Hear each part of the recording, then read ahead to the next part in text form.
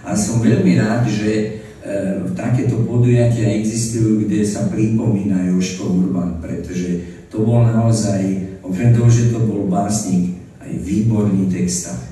Jožko bol ochotný sa o textoch rozprávať spôsobom, ako keď sa napríklad dostanete k spolupráci s niekým z oblasti vážnej hudby a pritom neignoruje populárnu hudbu. Jožko mal ten istý prístup, že sa so mnou rozprával o textoch vážne a snažil sa pochopiť, v čom je rozdiel medzi textom a medzi básňou, v čom je iný pohľad a interpreta, technika a tak ďalej. A medzi tým vznikali texty.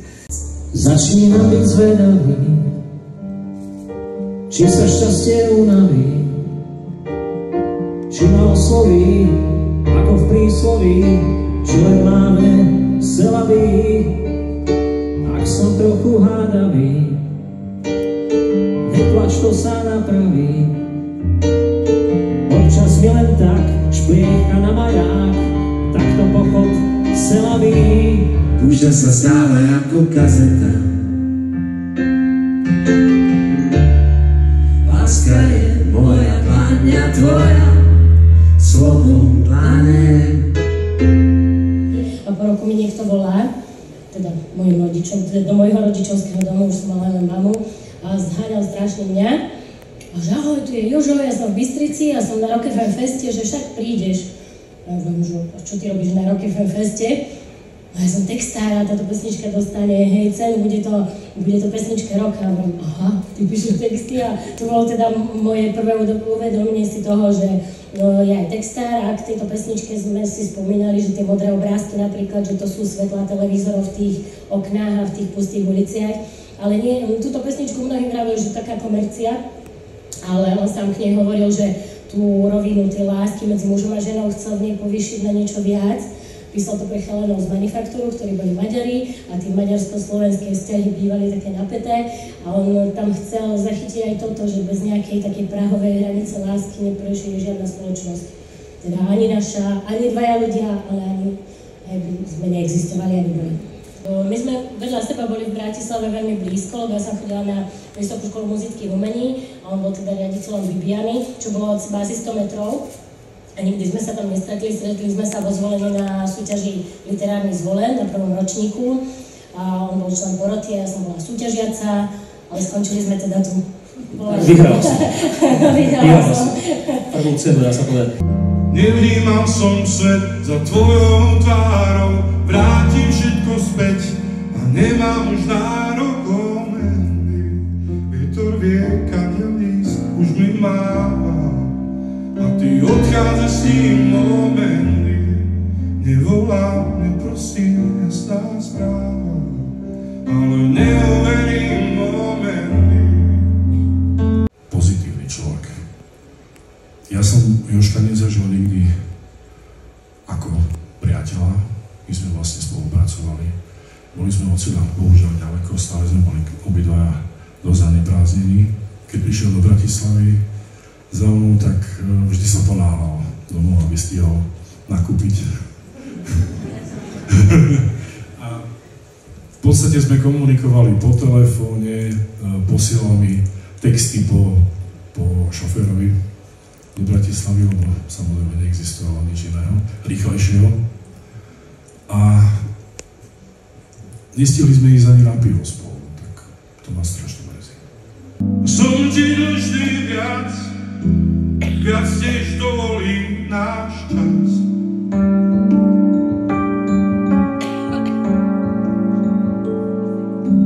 Mama, cítim, že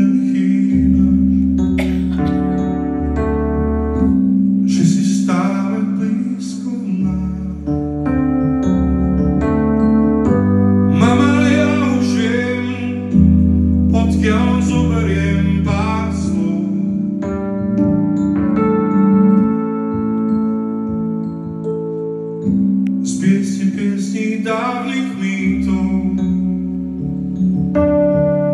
z kníh ľudských zázrakov. Niekto tie spánku dá,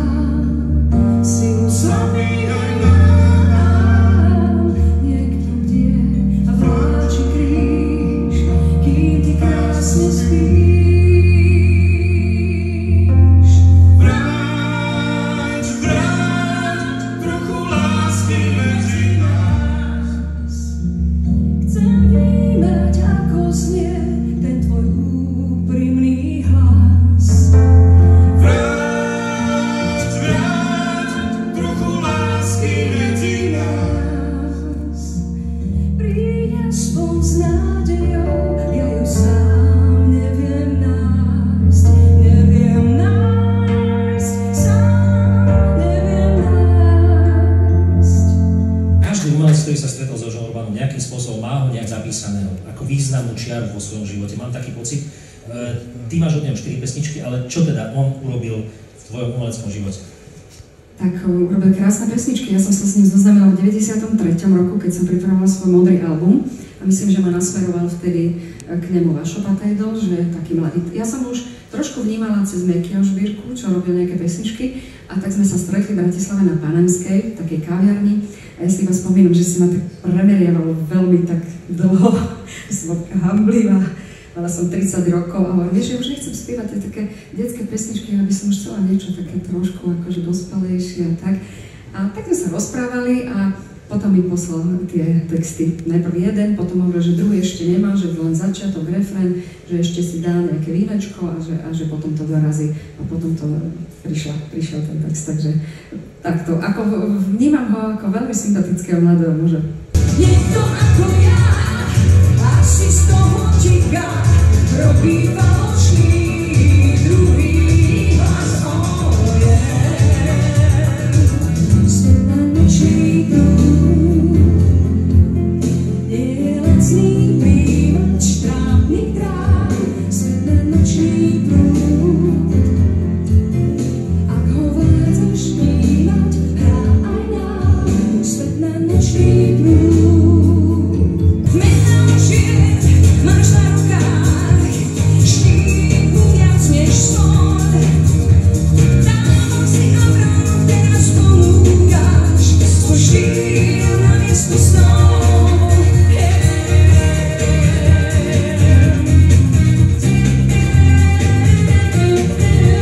Starý môj, ešte veľa zdravia, veľa krásnych textov a tu sme samozrejme celý čas hovorili o pesničkách, ale nesmieme zabudnúť na jeho novinárčinu, na jeho úžasné veľké články, aj malé, a hlavne tie veľké, ktoré dokázal vysúkať z rukáva, takže stali sa článkom roka. Rozprávky pre deti, detskú tvorbu. Vránka, Danka, ale proste tej tvorby Kristýnka bolo veľmi veľa.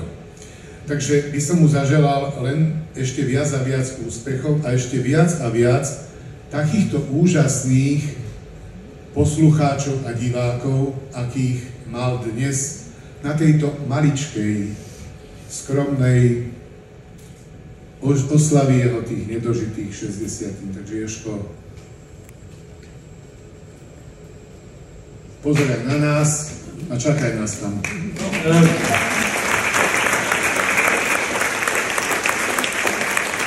Všetky tie naše bežné životné škriepky a tá naša politizácia veci a to, že všetkému dávame iný význam, než má, tak to v tomto prípade odpadá a máme pre sebou čistý ľudský príbeh o láske, spravodlivosti a o vzťahu k Bohu.